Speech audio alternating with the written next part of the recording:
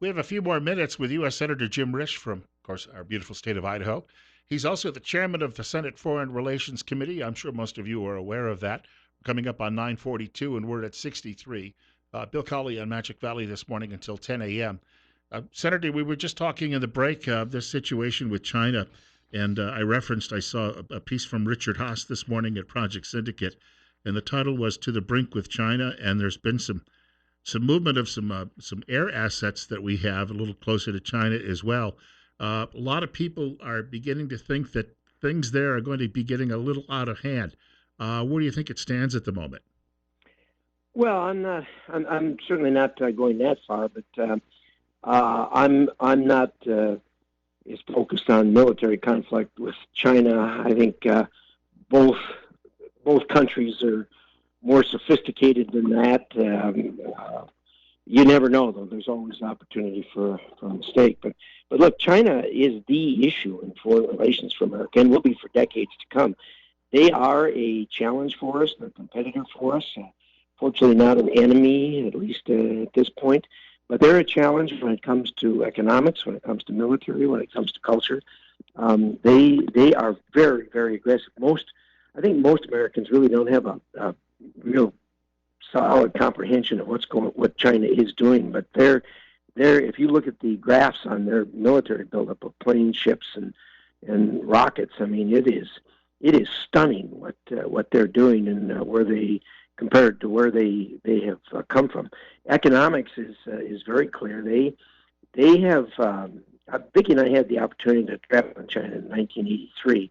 I left there thinking, I'm never going to have to worry about this. Or maybe 1.4 billion of them, but they didn't have toilets. They didn't have water. They didn't have telephones. I thought, this isn't going anywhere.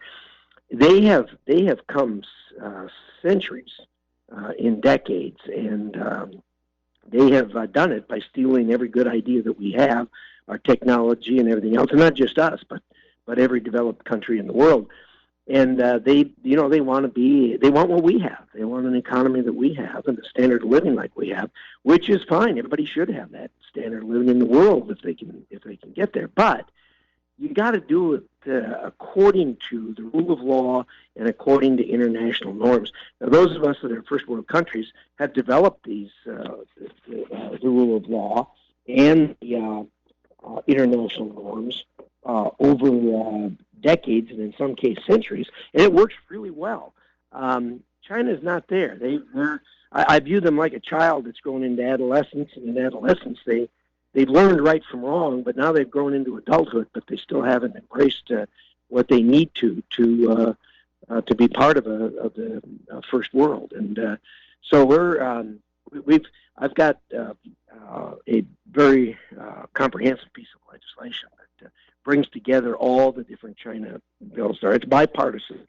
We got input from all sides because China's not a partisan issue. This is a challenge for America, for whether you're Republican, Democrat, or neither, and it needs to be addressed. If we don't get this right, and it's going to take us and all of our partners and allies, and really the entire developed free world to get together and convince China that they have got to adopt a rule of law, live by it, and enforce it, and embrace international norms. If they don't, it's going to be a very long 21st century for the rest of us. So that's something that's a high priority for me, and we're going to move forward with it. We got a couple of minutes left. It kind of does tie back in, though, with cybersecurity, as you were talking about earlier. Yeah, it does. Cybersecurity is a something that's going to be with us for a long, long time, probably through history of mankind. But we're about where the Wright brothers were on this, on their second model of airplane. We got a lot to learn. We got a lot to do. There's lots of things going on. It is incredibly important because there is so much espionage that goes on, and so much attempt to get into other people's information and their wealth, which is represented by, in a lot of cases, intellectual property, ways that uh, there's manufacturing and that sort of thing. So anyway, the Idaho's on the front line of that right now, and going to continue to grow. Got about 60 seconds. I know you have to get to a conference call. You were telling me off air you don't think the president will get credit where it's due when it comes to the United Arab Emirates and Israel signing a peace agreement. Well, he doesn't get credit for anything. I mean, there's people around. I hear people say that he's responsible for the coronavirus.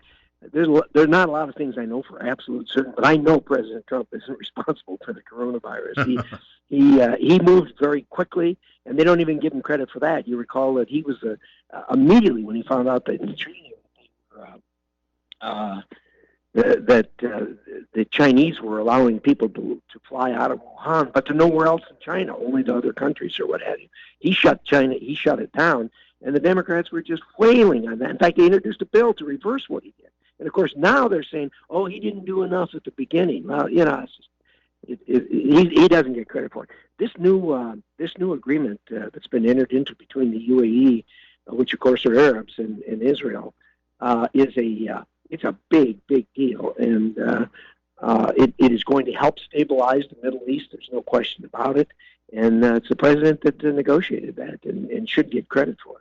We've got to let you run, I know, for that conference call, but it's good talking with you as always, and look forward to doing it again sometime soon. Bill, good to talk to you. Take care, sir.